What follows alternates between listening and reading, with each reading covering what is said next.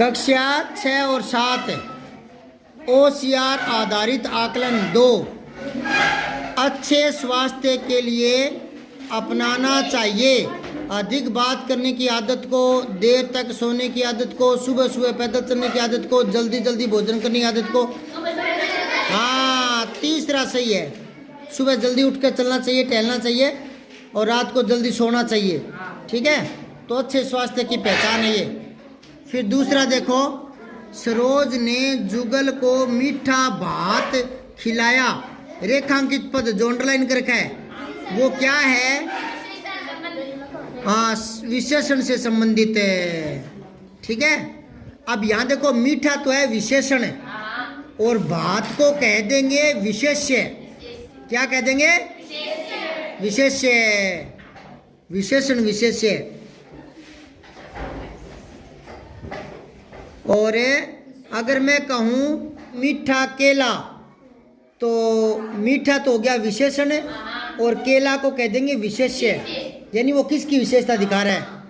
अब प्रश्न 3 देखो, देश की युवा पीढ़ी बननी चाहिए सुदृढ़, सच्ची, अभिमानी, एकाकी, पूंजीपति। तो देखो पूंजीपति तो होता है बहुत ज़्यादा पैसे वाला, है ना। तो पैसा इतनी बड़ी चीज़ नहीं होती, मानवता, इंसानियत ये बहुत बड़ी चीज़ होती है। एकाकी होता है जो अकेला रहना चाहता हो, लेकिन मनुष्य तो सामाजिक प्राणी है, समाज में रहना चाहिए, एक दूसरे का दुख दर्द बटाना चाहिए, नहीं समझे। और अभिमानी होता है घमंडी। तो युवा पीढ़ी ना ही तो अभिमानी होनी चाहिए, ना ही एकाकी होनी चाहिए, ना ही पूंजीपति। क्या होनी चाहिए? सुदृढ़ और सच्ची। तो पहला सही कर लो। फिर है चौथा, पत्र लेखन में मित्र को संबोधित करेंगे किससे? हाँ, प्रिय मित्र। ठीक, और ये और सुन लो, आदरणीय मित्र नहीं करेंगे, पूजनीय मित्र नहीं करेंगे, सादर मित्र नहीं करेंगे। ये आदरणीय बड़ों के लिए आता है, पूजनीय गुरुजनों के लिए, माता पिता के लिए आता है। ठीक है ना, बड़ों के लिए सादर। ठीक है, अब देखो, पहले हमारे डाकिये हुआ करते थे कबूतर। फिर है उदयपुर जाने पर आप क्या नहीं देखेंगे? कुंभलगढ़। हाँ, ये उदयपुर में नहीं है। उदयपुर में पिछोला झील है, सुखाड़िया सर्किल है, सहेलियों की बाड़ी है, कुंभलगढ़ नहीं देखोगे। ठीक, उसके बाद 7वां देखो, अच्छे शिक्षक की पहचान है वह बच्चों का भविष्य निर्माता है, वह बच्चों को स्थायी ज्ञान देता है, वह पाठ्य पुस्तकों के अलावा भी सिखाता है। उपयुक्त सभी। चलो ठीक है, अब आओ, यदि हम कूड़ेदान का उपयोग करेंगे तो हमारा परिवेश साफ सुथरा रहेगा। हम कचरा पड़ोसी के घर पर रख सकते हैं? नहीं, गलत बात है। कई बदमाश होते हैं ना, ऐसे फेंक देते हैं दूसरे ना, गंदी बात है ये।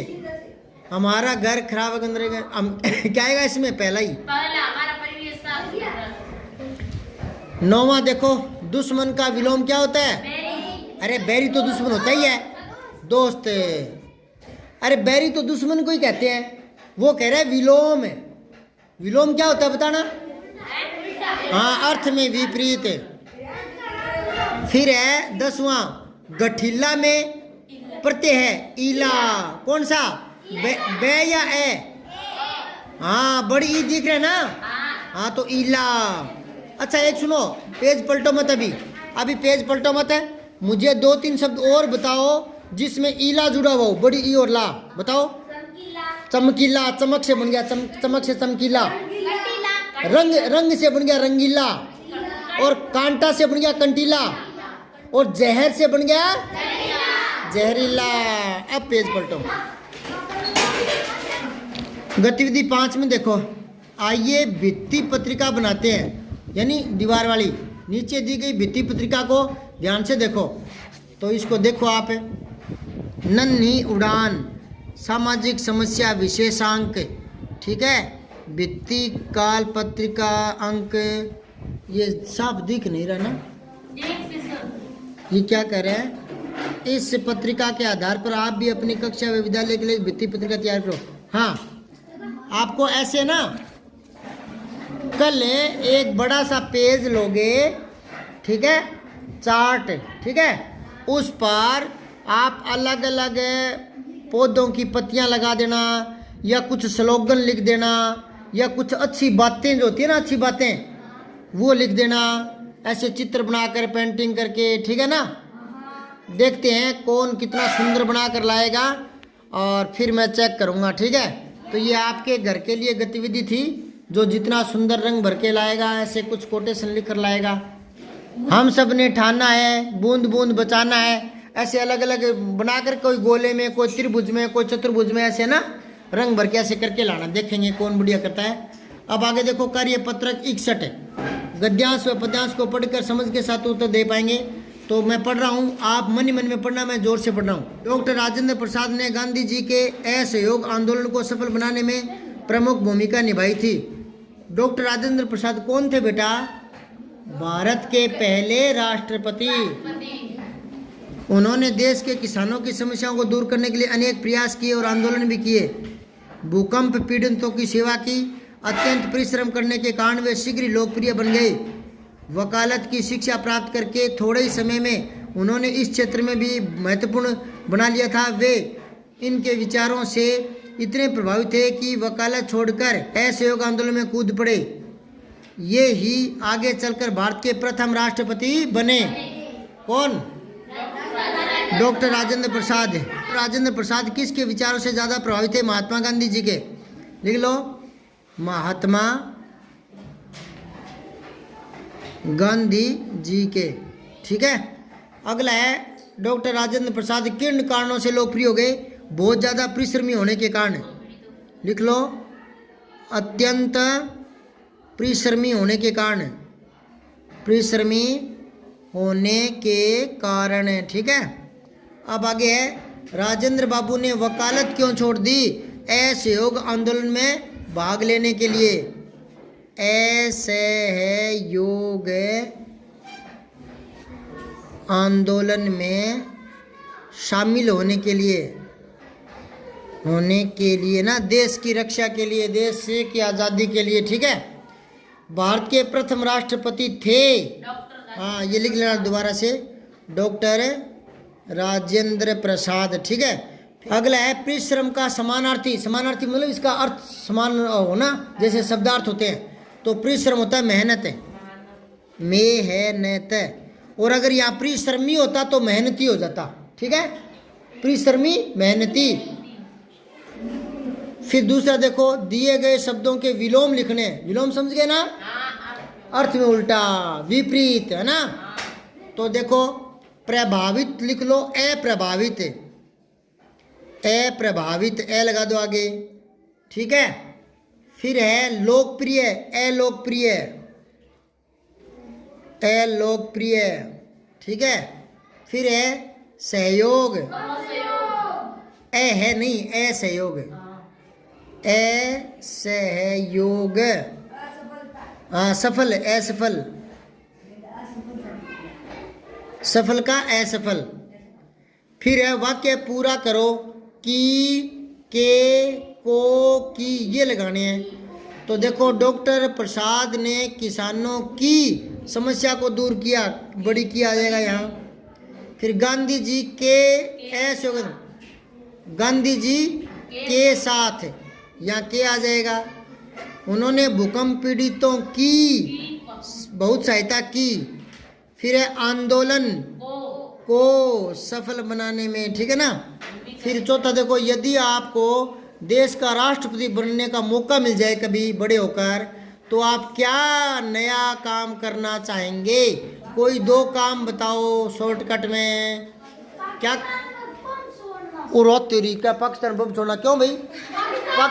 क्यों भाई, पाकिस्तान वाले आदमी नहीं है क्या? उल्टा नहीं करना, चुप, चुप हो जाओ। एक बोलेगा, जो मैं कहूँगा वही बोलेगा, ठीक है ना। जिसको बोलना हाथ पर करके बोलेगा। अच्छा, राष्ट्रपति जानते हो कौन होता है? कौन होता है बताओ? देश का शासनाध्यक्ष, सबसे बड़ा है ना। सारे काम भारत के किसके नाम से होते हैं? राष्ट्रपति के नाम से। और शासन चलाता कौन है? प्रधानमंत्री। समझ गए? राष्ट्रपति के नाम से। अच्छा, तो अगर आप राष्ट्रपति बनना चाहो तो क्या क्या करोगे?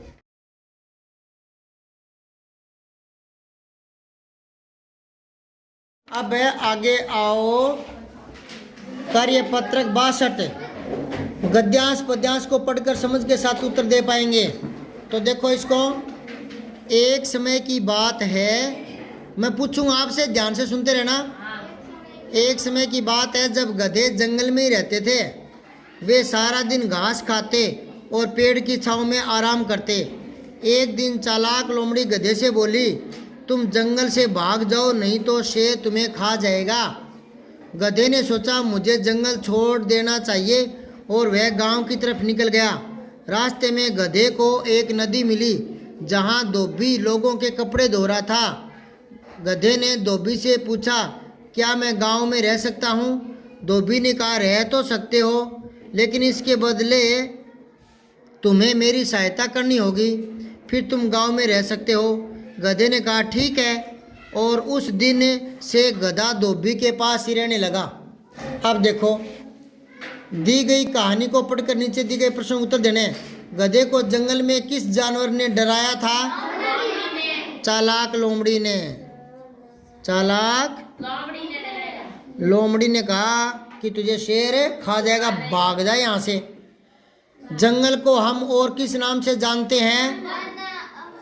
वन और अरण्य।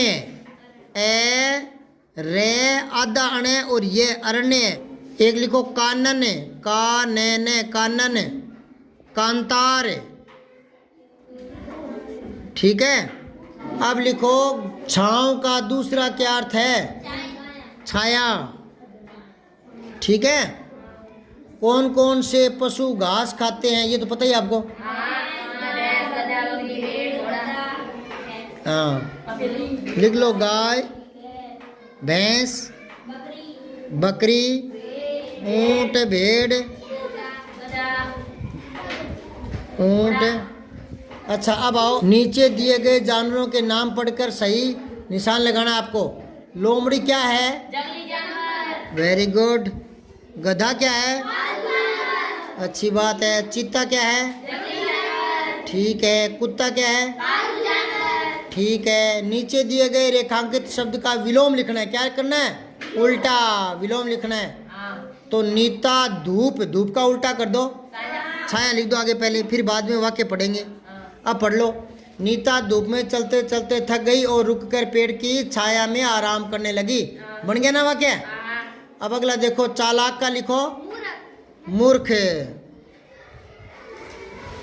तो ये अब पढ़ के देख लो। लोमड़ी चालाक जानवर है लेकिन गधा मूर्ख जानवर है। अच्छा, फिर आगे देखो, मुझे गांव अच्छा लगता है लेकिन मेरी बहन को शहर। अब सुनो, बहन नहीं होता बेटे। अरे वाह, पता है तुमको तो। चलो तो बहन कर लो। अच्छा, फिर है, आज स्कूल बंद है लेकिन कल खुल जाएगा। बंद का खुलना। ठीक है। अब आओ, कार्यपत्रक 63। गद्यांश पद्यांश को पढ़कर समझ के साथ उत्तर दे पाएंगे। मैं इस गद्यांश को पढ़ रहा हूँ, आप ध्यान से सुनना, इसी में से प्रश्न बढ़ेंगे। गर्मी का मौसम है। मीना के गांव में बहुत कड़ी धूप है। धूप के कारण दिन भर प्यास लगती है।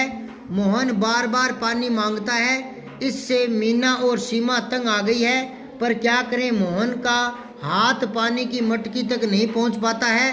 गर्मी का यह मौसम आम और तरबूज का भी है। भोर होते ही यानी सुबह होते ही मीना और सीमा पेड़ के नीचे आम ढूंढने निकलती है।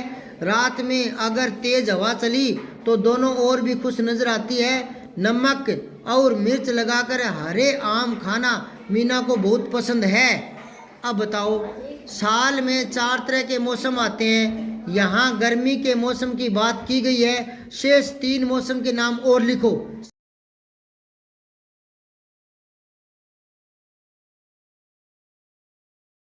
इस समय कौन सा मौसम चल रहा है बताओ। अब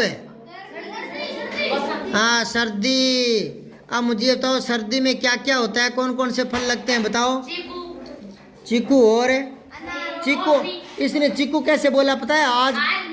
आज पोसार में चीकू मिले थे, इसलिए चीकू याद आ गया इसके। अनार, वेरी गुड। अनार। अंगूर तो गर्मी में आते हैं बेटा। नहीं, आजकल तो क्या ऐसा हो गया, पता नहीं क्या हाइब्रिड बीज आ गए। कोई फल कोई मौसम में ले लो, पर वो गलत है। प्रकृति के साथ पता नहीं क्या खिलवाड़ कर दिया। अब देखो आगे, आपने अपने घर के आसपास किन किन फलों के पेड़ देखे थे? तो बेर देखा होगा ना? हाँ, बेर ही है आपके तो यहाँ। और क्या देखो? डालू कौन सा होता है? अच्छा, बरगद वो खाते थोड़ी, वो खाने के नहीं होते बेटा। उनके नाम लिखो। आपके यहाँ अनार है ना? हाँ, अनार लिख लो। अभी तो है मारता अगला देखो, शिक्षक से हुई चर्चा के आधार पर 6 ऋतुओं के नाम लिखने हैं। तो 4 तो ये हो गए। अगला बसंत और शिशिर, ये 2 और जोड़ने इसमें, ठीक है ना? 4 तो ऊपर लिखवा दिए। अगला है बसंत और शिशिर। आगे देखो 64 पर आ जाओ। गद्यांश पद्यांश को पढ़कर समझ के साथ उत्तर दे पाएंगे। तो वो तो गद्यांश थे पिछले वाले, तो ये पद्यांश है यानी कविता। तो इसको देख लो, मैं पढ़ रहा हूँ।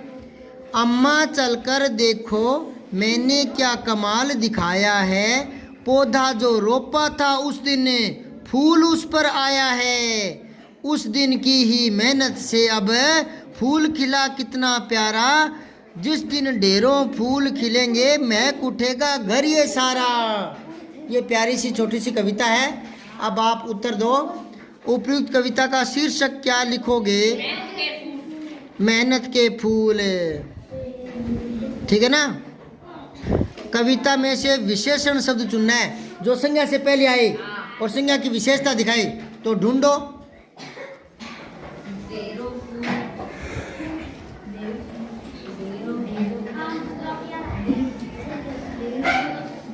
प्यारा, एक तो प्यारा आ गया, प्यारा फूल खिला है ना? प्यारा फूल, ठीक है ना? एक ढेरों फूल, ढेरों, ठीक है? अब ये दोनों लिख देना, प्यारा और ढेरों।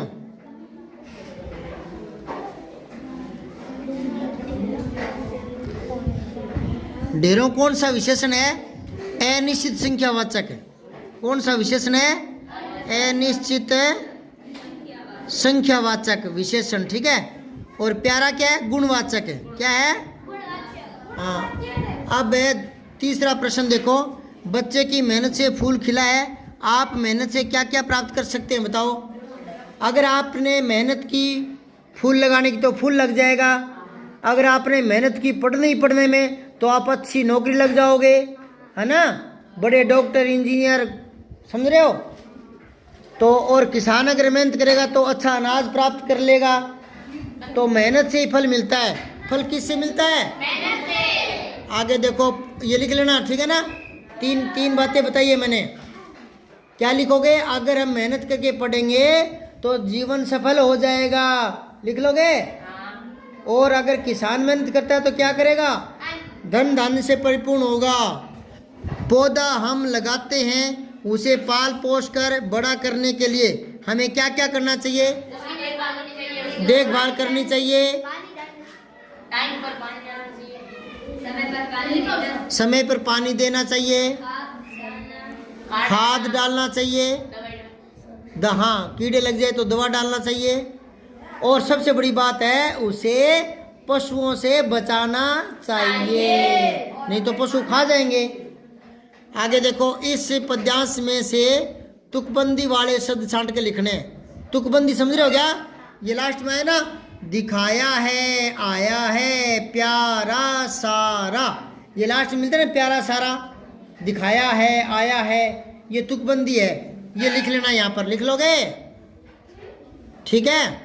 नीचे क्या क्या? दिखाया है, आया है, दिखाया है, आया है, और दूसरा क्या है? प्यारा सारा। क्या है? प्यारा सारा, ठीक। अब आगे है, कविता के अनुसार हमें ढेरों फूल कब खिलेंगे? जब मेहनत करेंगे। पहले बीजारोपण करेंगे, बीजारोपण करके उसकी देखभाल करेंगे, यानी पानी वगैरह डालेंगे, तो कुछ दिनों में वो उदित हो जाएगा और फिर उस पर फूल लगने लगेंगे, ठीक है? अब आओ 65, विज्ञापन समाचार पढ़कर उसके बारे में समझ पाएंगे। ये विज्ञापन है, एडवर्टाइज बोलते ना जिसको, तो ये देखो क्या लिखा हुआ है, नगर निगम जयपुर संबंधित समस्याओं का समाधान। अब एक ही नंबर 27 47 400 पर अपनी शिकायत फ़ोन से घर बैठे दर्ज कराएं। ठीक है, ये क्या लिखा है, आपके क्षेत्र की सफाई, घर घर कचरा संग्रहण संबंधित, मृत पशु से संबंधित, आवारा पशु, रोड लाइट आदि, सड़क सुरक्षा, ना नाली की मरम्मत निर्माण, ये इनसे संबंधित कोई भी समस्या हो तो आप इन नंबरों पर फ़ोन कर सकते हैं। ठीक है, बोलना। सफाई संबंधित है, ये क्या है, सीवर संबंधित है।